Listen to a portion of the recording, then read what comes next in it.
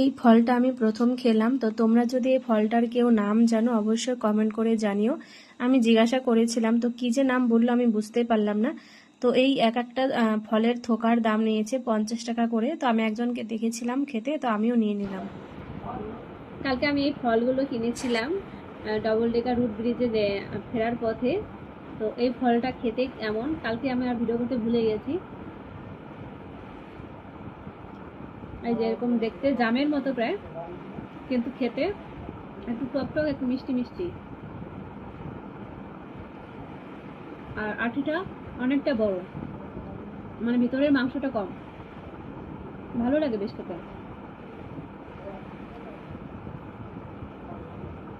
আমি দুটো ফল রেখে দিয়েছিলাম যে পরে ভিডিও করে দেখাবো, তোমরা যদি কেউ আসো টেস্ট করে দেখতে পারো, মানে ভালো লাগে।